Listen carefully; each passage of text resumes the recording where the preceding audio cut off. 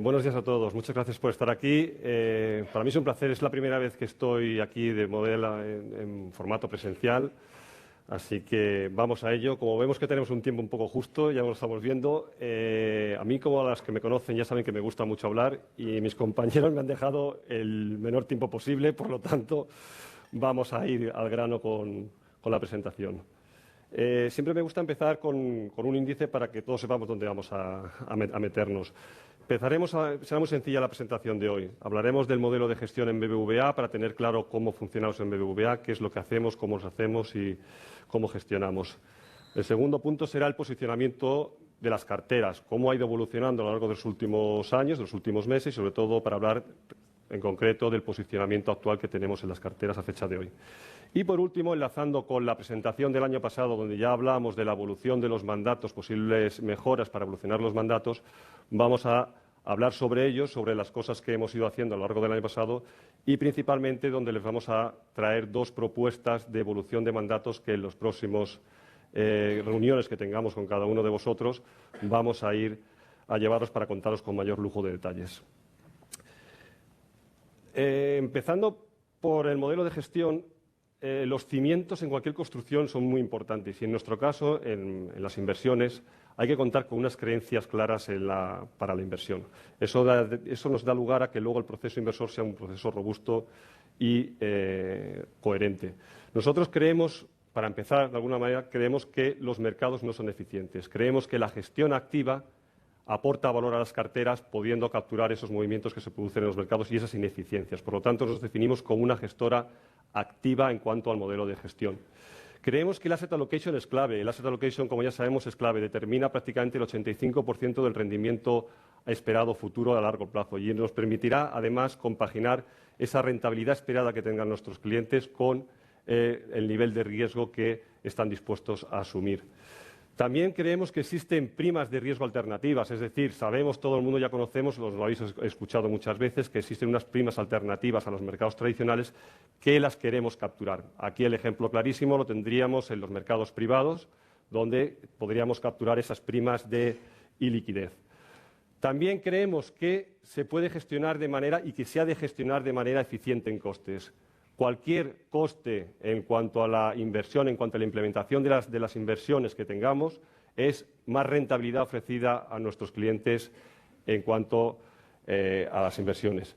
Y, por último, creemos en la búsqueda de un perfil asimétrico en cuanto al comportamiento que tengan nuestras carteras. Es decir, nos preocupan más las caídas porque sabemos que el dolor que provocan las pérdidas son mucho mayores que el beneficio que provocan ganar dinero. Por lo tanto, siempre buscamos ese perfil asimétrico en nuestras inversiones.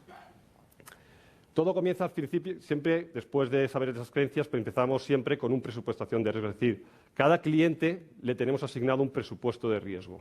Presupuesto de riesgo que al final lo que hace, repartimos, hacemos una allocation entre las diferentes partidas que podemos tener dentro de la cartera. Tenemos desde una visión una parte que tenemos más a largo plazo, más estratégica, otra parte del presupuesto de riesgo lo vamos a dedicar, por supuesto, a una parte más a corto plazo, donde intentaremos capturar esos movimientos de corto plazo para mitigar las pérdidas en los portfolios. También dedicaremos parte a selección de los gestores externos que tengamos dentro de las carteras, esto se le llama el skill o la gestión delegada, donde podemos sesgar las inversiones en la medida que queramos hacerlo. Y también, por supuesto, pues dedicamos una pequeña parte del presupuesto de riesgo para esos trades discrecionales que a veces hacemos, como bien sabéis, a lo largo de todo el año. El año pasado ya sabéis que tuvimos algunos trades, uno muy bueno, que fue el largo de petróleo, que fue muy bien por el comportamiento que tuvo el petróleo el año pasado. Y este año ya sabéis que tenemos abiertos una posición larga en el sector financiero europeo, que también está yendo de manera muy atractiva. Una pregunta que me hicieron una vez en una reunión era si hay un presupuesto de riesgo, un tracking error para establecer que sea el óptimo. La respuesta que le pude dar era que no. Presupuesto de riesgo, cada cliente tiene que valorarlo en función de la expectativa que tenga en cuanto al riesgo, a la rentabilidad y a lo que espera de la gestión.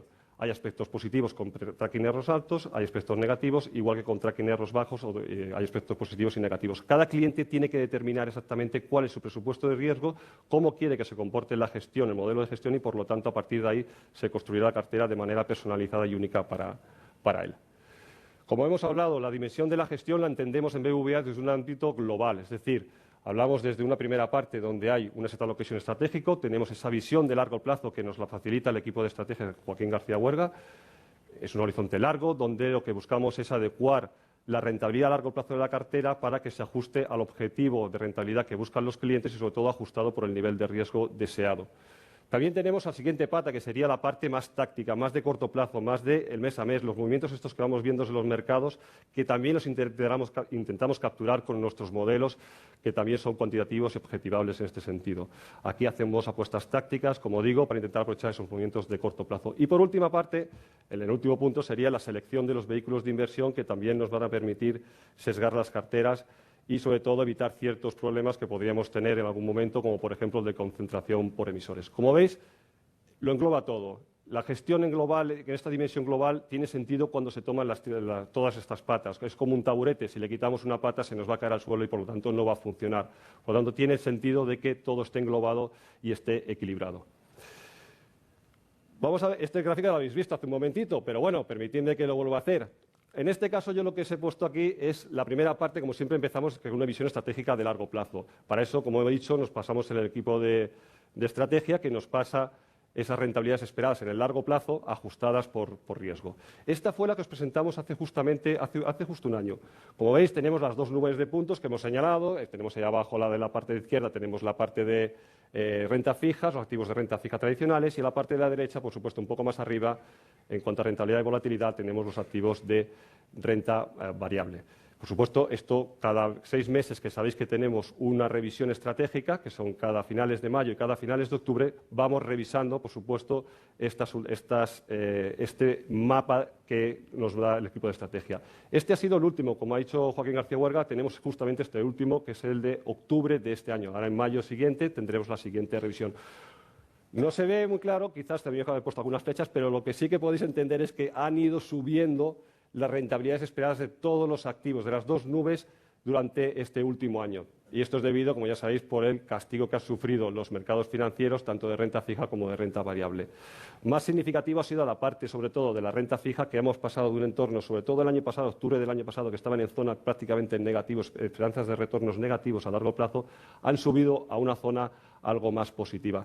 Y sobre todo esa zona que, como marcaba Joaquín, que la tenemos aquí entre el 6 y el 8% de rentabilidad esperada, en que se confunden un poco activos de renta fija con activos de renta variable. ¿Eso qué nos ha llevado a dar? Algo que durante el mes de octubre, ya el mes de mayo de este año pasado, ya hemos visto, pero que se ha acentuado aún más en la revisión de octubre, que es una mayor preferencia por activos de renta fija, principalmente por activos de investment grade, de crédito. Ahí estamos ahora mismo con una preferencia clara en este tipo de activos. Nosotros ya sabéis que tenemos apuestas estratégicas en este sentido implementadas dentro de la cartera.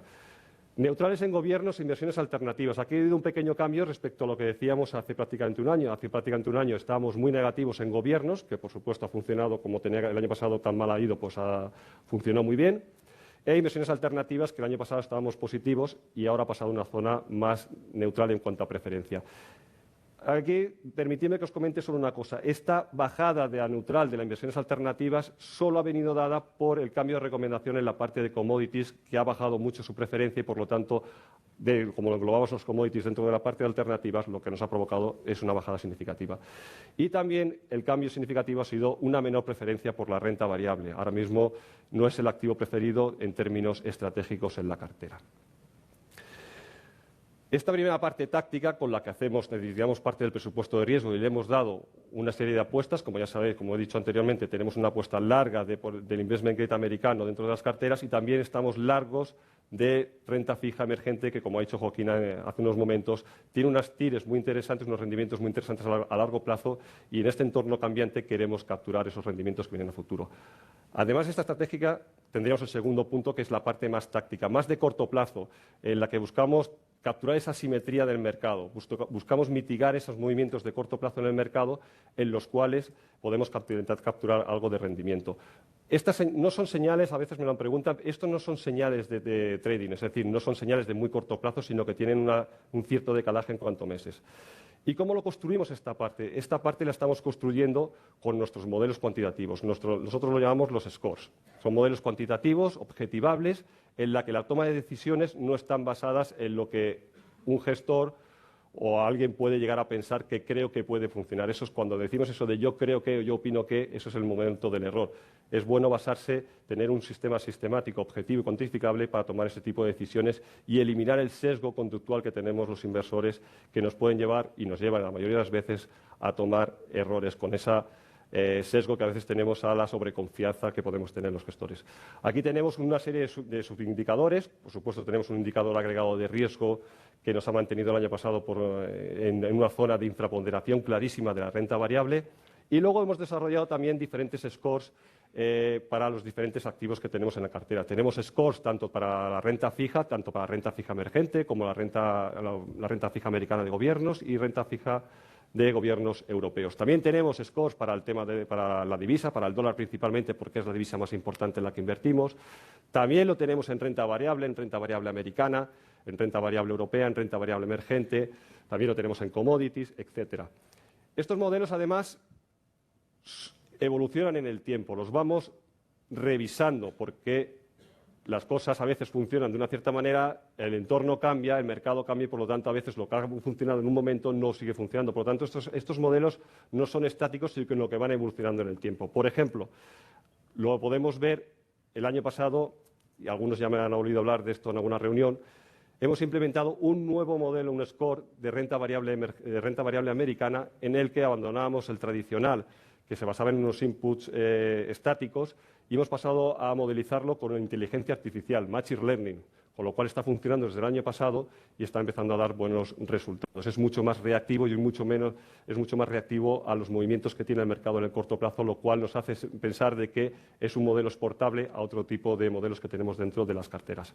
También recientemente hemos evolucionado el score, por ejemplo, de renta fija emergente, que ya lo estamos implementando el nuevo modelo, ha pasado un momento de backtesting, un momento de solapamiento entre los dos a ver si funcionaban bien, pues esto que funcionaba bien y por lo tanto ha pasado la prueba y hemos pasado también a implementar. Y por último tenemos el monitor de estados de excepción, que alguna gente me ha oído hablar. El año 2020 fue un año muy complicado, fue un año en que los modelos, al faltarle una cierta reactividad, pues nos faltó una agresividad en cuanto a los movimientos. Esto es una mejora que se ha incluido dentro de toda la parte táctica, en la cual, si en un momento dado los mercados, por la razón que fuese, vuelve a pasar algo parecido al 2020, en el que los mercados hay una disrupción y estos modelos dejan de funcionar correctamente, este botón se pondrá en rojo, nos preocuparemos todos, nos sacará exactamente de todas las posiciones largas que tengamos en las carteras y, por lo tanto, protegerá nuestras inversiones para ese entorno mucho más complicado que vamos a tener en el corto plazo. Y, por último, para acabar esta parte y acabando ya el primer bloque, la selección de las inversiones. Esta parte de la selección de las inversiones afecta al conjunto de la cartera, tanto a la parte que invertimos directamente como a la parte que invertimos a través de vehículos de terceros.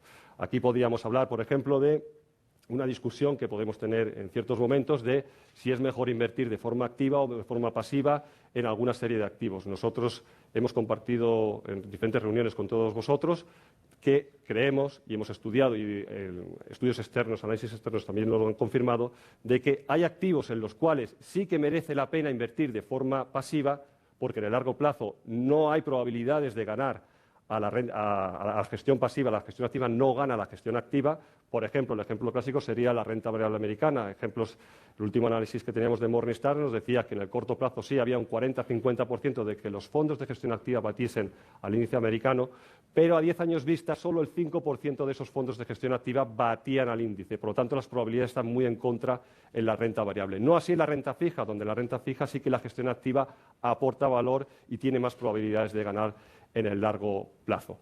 Con lo cual, esa es una discusión que en principio ya la hemos eliminado, ya la hemos decidido. Creemos que por la parte de renta variable mejor pasivo principalmente que activo, por la parte de renta fija mejor activo que pasivo y en mercados privados, por supuesto, siempre totalmente activo. Además, también la selección nos va a permitir sesgar las carteras. El sesgo de las carteras, el elegir a esos gestores externos, darles un presupuesto de riesgo, decidir cómo las inversiones van a ser, nos permite aportar valor en nuestros portfolios. Por ejemplo, aquí tendremos el ejemplo clásico que hemos tenido el año pasado. El año pasado sesgamos las carteras de renta variable a value, calidad y dividendo. Unos factores que el año pasado funcionaron muy bien y por ahora seguimos manteniendo las carteras porque, como ha comentado antes Joaquín, creemos que el entorno todavía favorece para que podamos estar invertidos en este tipo de inversiones. Como veis, todo encaja, todas las piezas tienen su sentido, todas las piezas afectan a una serie de elementos temporales y creemos que es la manera como hay que hacer las cosas y es como las estamos implementando en estos momentos en la gestora. Si ya pasamos a hablar de... Ese es el primer bloque de modelo de gestión, que es para que sepamos cómo funciona, y todo esto decanta al final en nuestro posicionamiento, como no puede ser de otra manera. No os asustéis, aunque ponga entorno actual, no voy a ponerme a hablar otra vez de mercados financieros, que ya lo ha hecho Joaquín, y por supuesto no voy a poder repetirme. Pero sí dejadme, por favor, que para explicar el posicionamiento, cómo ha ido evolucionando y cómo es el posicionamiento actual, tengo que pararme un momentito a hablar de ciertos temas. Lo ha comentado Joaquín y a mí me gustaría recalcarlo en este sentido porque afecta al posicionamiento que tenemos y cómo se ha movido. El año pasado ya hemos sufrido la inflación, hemos sufrido ese ciclo de política monetaria restrictiva de los bancos centrales de la FED, el más agresivo de los últimos 30 años, de los años 40, perdón, ya somos más viejos, 40 años prácticamente, por lo tanto, hemos pasado esos dos momentos complicados. Y hablábamos durante el año pasado de que había unos picos, unos momentos que teníamos que sobrepasar para empezar a ver cierta tranquilidad en los mercados. Era ver que la inflación ha hecho techo y empezamos a ver las bajadas. Ya hemos comentado, Joaquín lo ha comentado anteriormente, de que sí, efectivamente, parece ya con bastante certidumbre de que ese pico de inflación lo tenemos atrás. En la Europa estamos un poquito más rezagados, pero parece en cualquier caso que sí que el camino va hacia abajo. Por lo tanto, vemos que ese pico prácticamente con bastante seguridad lo hemos superado. El segundo pico lo teníamos en la política monetaria. Ese pico está bastante cerca de estar a punto de superarse, es decir, como hemos comentado, todavía le queda algo de subida a los tipos de interés. La FED ayer subió 25 puntos básicos. Ha dicho, y lo dijo ayer textualmente Powell, de que le quedan algunas subidas, lo dijo en plural, algunas subidas. El mercado no se lo acaba de creer, cree que solo con la de marzo, que serán probablemente, o piensa el mercado que pueden ser 25, hasta ahí se acabó y a partir de ahí, como comentábamos, el mercado empieza a valorar unas ciertas bajadas a partir de verano de tipos de interés. Pero en cualquier caso ya estamos viendo en la FED, que es el principal banco central a nivel mundial, de que el pico, el pivot del mercado, es decir, donde va a llegar el tipo terminal de la FED, está más cerca que lejos. Por lo tanto, también podemos tener una cierta certidumbre de que vamos a ver ese pico superado en los próximos meses. Y por último tendríamos lo que hemos llamado el impacto en beneficios de la desaceleración. Aquí englobamos lo que sería cuál va a ser el efecto en términos de PIB, de crecimiento que va a tener y la consecuencia es en los beneficios empresariales que vamos a ver en las empresas a lo largo de este año. Como vemos, ese último pico no está ni superado y, por supuesto, no está nada claro qué es lo que puede pasar a lo largo de estos meses. Nuestro escenario, ya os lo ha comentado Joaquín, es un escenario de soft landing, que creemos que esta parte no va a sufrir.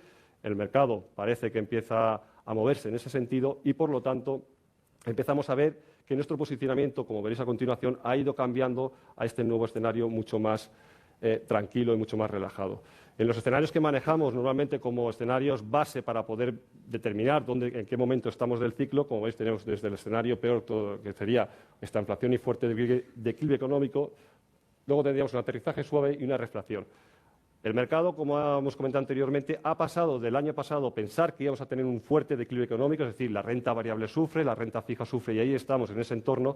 Poco a poco, en los últimos meses de este año pasado, hemos visto cómo ha ido virando a un escenario más de aterrizaje suave.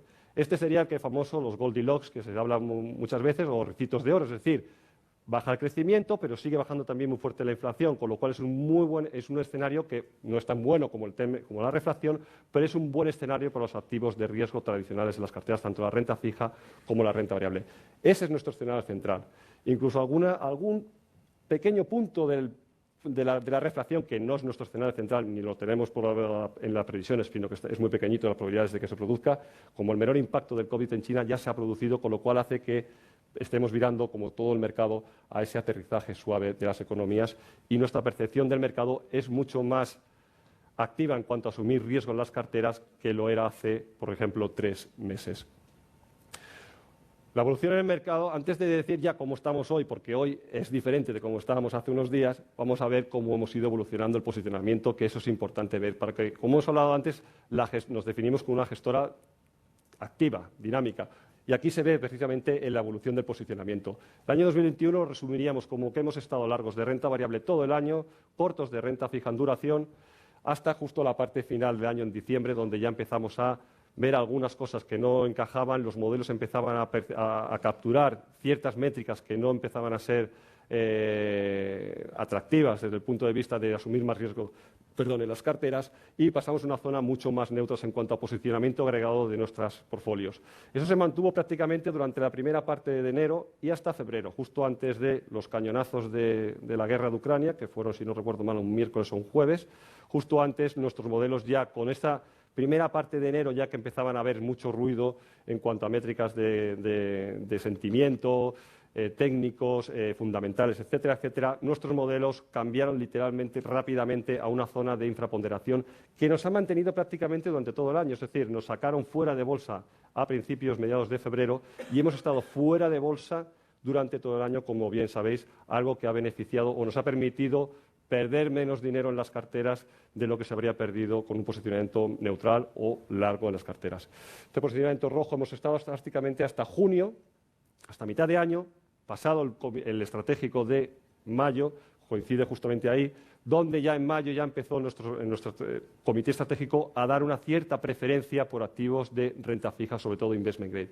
Y en ese momento ya empezamos, como sabéis, a empezar a construir esa cartera que no teníamos construida en los últimos años porque no veíamos valor en este tipo de inversiones. Y hemos ido construyendo la cartera, hemos ido agregando duración mes tras mes durante toda la última parte del año, y eso ha sido lo que ha ido modificando ese posicionamiento agregado de la cartera a una zona mucho más neutra. Sin embargo, la parte de renta variable, como digo, la parte más arriesgada, seguíamos estando cortos de renta variable. Diciembre acabamos ahí, entre estamos positivos y estamos neutrales, y se debe principalmente a dos factores, a dos cambios que se produjeron en el final del año. El primero de ellos fue el cambio en posicionamiento del dólar. Hemos estado largos de dólar durante todo el año 2022 hasta justamente la primera semana aproximadamente, el día 10 aproximadamente de diciembre. Estaba el dólar aproximadamente sobre niveles de 1,04 y ahí nuestros modelos cuantitativos, como os digo, cambiaron su posicionamiento y nos empezaron a dar señales, nos dieron señales de que había que cambiar el posicionamiento y teníamos que empezar a estar con posiciones cortas en dólar. Algo que cambiamos y que lo hicimos justo a finales de año. Como ha dicho Joaquín, ahora mismo tenemos un posicionamiento algo más agresivo. Perdona, que me han dicho 10 minutos que me quedan y voy con tiempo, voy acelerando un poquito más. ¿De acuerdo? Entonces, este cambio es sustancial porque lo que se está diciendo, este cambio de posicionamiento del dólar, que nos vino bien estar largos el año pasado y cortos, sobre todo este principios de año, es que el mercado tiene menos percepción de riesgo, tiene menos estrés, porque el dólar ya sabemos que actúa como valor refugio en momentos complicados como fue el año pasado. Y el otro cambio significativo se produjo en la última semana de diciembre, que fue el de renta variable emergente. Nuestra posición en renta variable emergente estábamos cortos desde principios, la primera parte del año 21. Prácticamente 2 años seguidos hemos estado cortos de renta variable emergente. Y la última semana de diciembre, a continuación de ese cambio del dólar, porque ya hemos visto que el dólar favorece, cuando cambia el ciclo del dólar y se empieza a depreciar, favorece mucho en cuanto a la evolución futura de los activos emergentes, nos cambió también el posicionamiento en renta variable emergente. Y eso ha hecho que las posiciones, por ejemplo, que teníamos de renta variable a finales de año, que como digo eran cortos de renta variable en términos agregados, eran menos cortas, primero por ese cambio de posicionamiento en la renta variable y porque los scores de corto plazo también empezaban a ponerse ligeramente largos. Y hemos mantenido esa duración larga en esta parte final de diciembre. Y esto es como estamos ahora, que también ha vuelto a cambiar.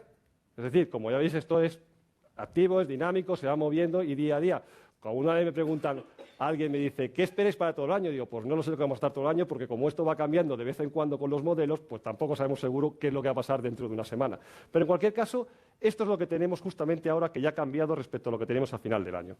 El cambio sustancial está ahí en la renta variable. Como veis, la renta variable, el botoncito, ha pasado de estar en un rojo grande, lo tenemos en un neutral, y aquí tenía mis dudas si poner rojo, verde, cuadraditos o alguna cosa, pero bueno, al final lo he puesto, estamos en un neutral ligeramente largos de renta variable. Ligeramente largos de renta variable, ¿por qué?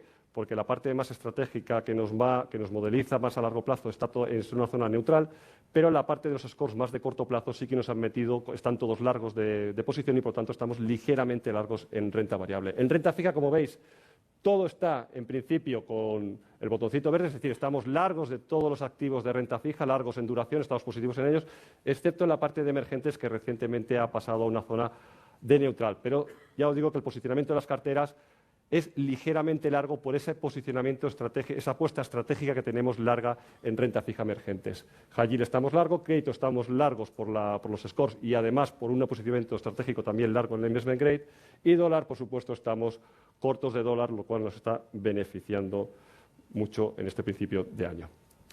Voy acabando ya, que me lo están diciendo.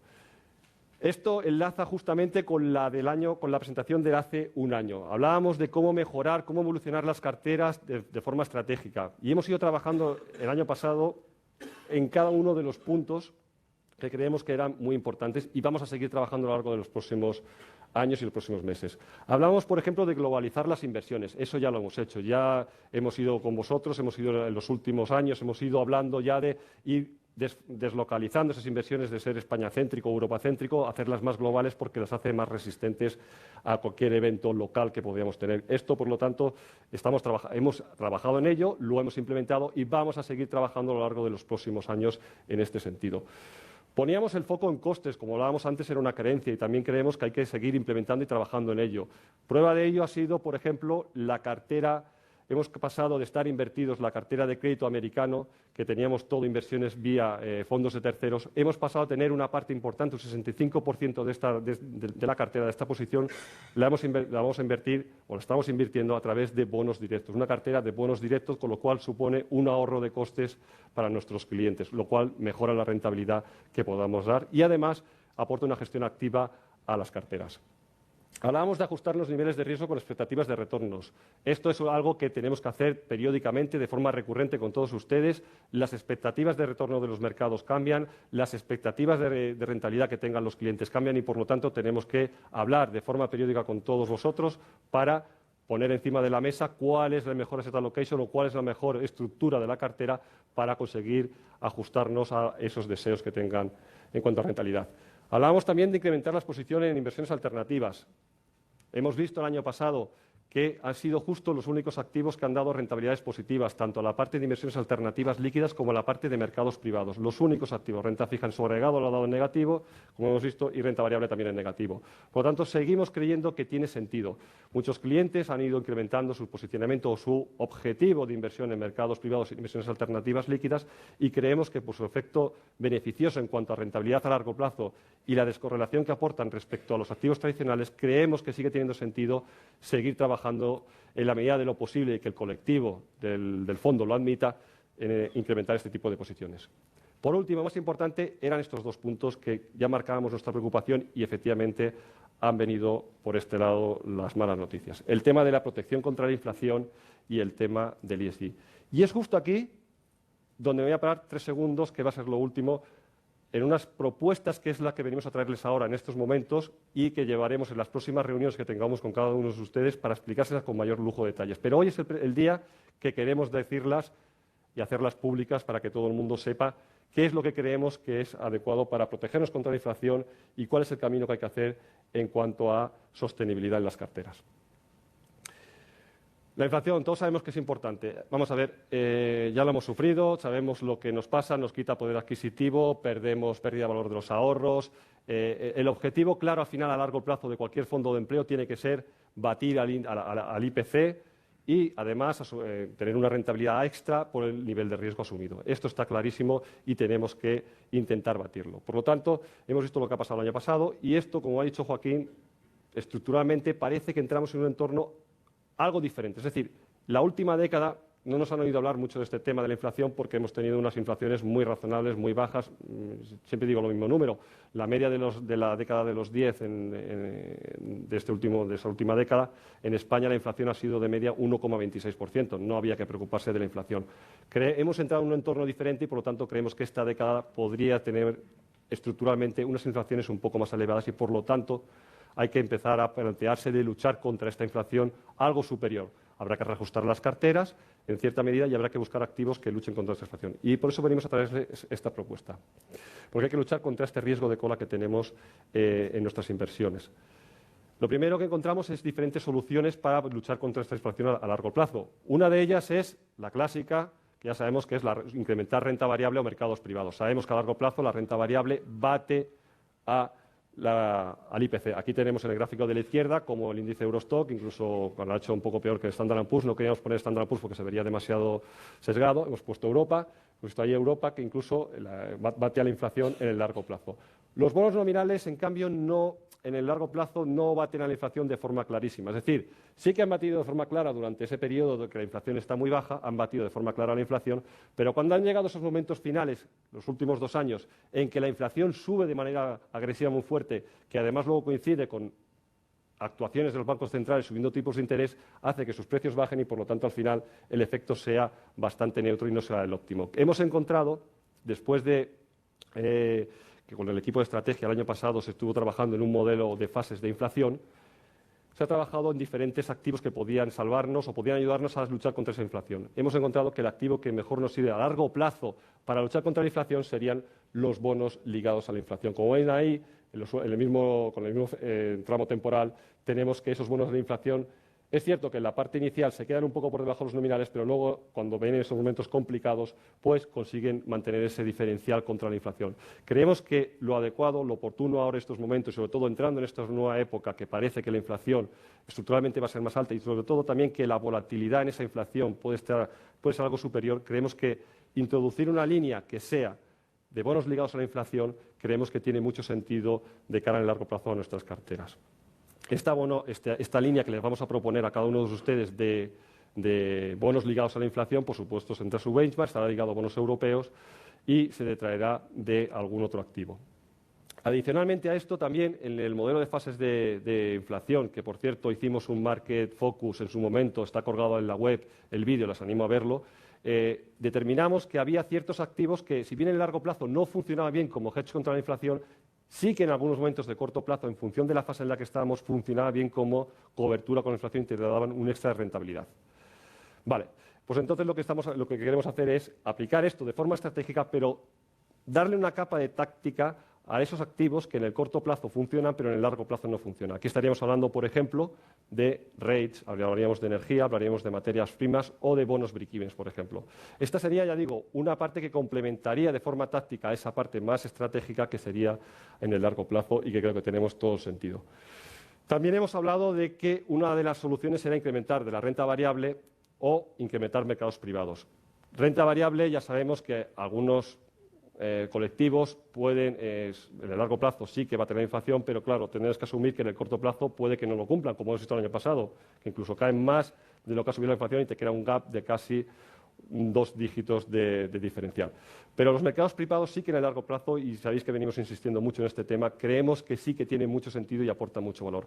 Nuestro programa de mercados privados, que ya tiene 6 años de antigüedad, empezó en el año 2016, tiene unas cifras que nos respaldan en esta recomendación.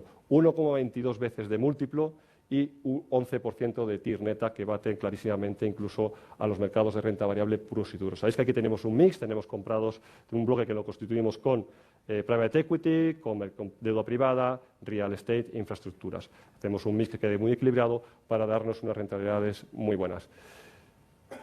Una mejora que hemos hecho, en este caso una evolución o algo que hemos aportado a los clientes recientemente, a finales del año pasado, ha sido también ampliar el abanico de clientes que pueden invertir en este tipo de productos. Sabemos que este tipo de productos tienen 2 problemas fundamentales por los que muchos clientes quizás no podían acudir a ellos cuando tenían una necesidad o tenían un deseo de estar invertidos en este tipo de activos. Uno es la iliquidez del vehículo, que eso es muy importante. Hay clientes que no quieren estar en un vehículo absolutamente ilíquido.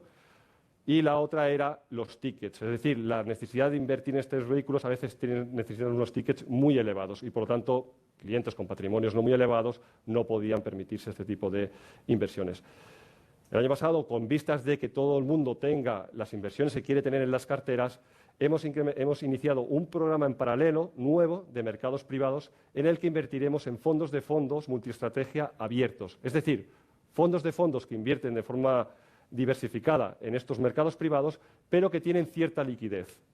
No liquidez diaria, pero sí una liquidez mensual o trimestral. Con lo cual, de esa manera ya podemos satisfacer a los clientes en los dos sentidos. Es decir, le proporcionamos cierta liquidez para invertir en este tipo de vehículos y, además, los tickets suelen ser más reducidos, con lo cual ampliamos el espectro y podemos llegar a esos clientes, le podemos dar servicio a esos clientes que querían invertir en estos vehículos y no podían hacerlo hasta ese momento. Y acabo con esto, que va a ser 3 segundos, porque para eso le vamos a dedicar justo el último bloque de la jornada de hoy. Es ¿qué hacemos con el tema de sostenibilidad en las carteras? Ya sabéis que venimos trabajando muchos años, hemos hablado muchas veces con vosotros de sostenibilidad, hablamos del rating propietario, luego lo estarán comentando, hablamos de la política de voto, hablamos del engagement, etcétera, etcétera. Hemos hablado de muchas cosas y hemos ido haciéndolas. Esto se entra en la esfera de las ideas de la filosofía que tenemos encauzadas dentro de VA. También lo implementamos dentro de las carteras en la medida de lo posible. Lo hemos ido implementando con activos que sean sostenibles dentro de la cartera. Ya sabéis que tenemos, por ejemplo, inversiones en renta variable que son sostenibles ESG. Tenemos la parte, por ejemplo, de bonos corporativos europeos. El 40% de toda la cartera corporativos europeos es ESG, sostenible, mucho más allá del 20% que tiene el mercado Europa en general. En la parte de mercados privados también hemos hecho inversiones en fondos de impacto y en fondos de transición, etcétera, etcétera. Como veis, esto para nosotros, para vosotros también, sabemos que no es una moda, para nosotros es una creencia. ¿De acuerdo? Y lo que venimos a proponeros hoy, que será el último apartado que vamos a ver a continuación, es una propuesta de cambio, un paso cualitativo y cuantitativo que vamos a hacer en las carteras que os vamos a proponer que llevemos a cabo durante este año. Es decir, lo que hasta ahora hemos hecho en los mercados ha sido invertir, esto es una frase copiada y perdona que acabe de esta manera, es hasta ahora hemos invertido en un mundo que cambia y a partir de ahora vamos a invertir para cambiar el mundo. ¿De acuerdo? Y esa es la propuesta que os venimos a traer en estos momentos.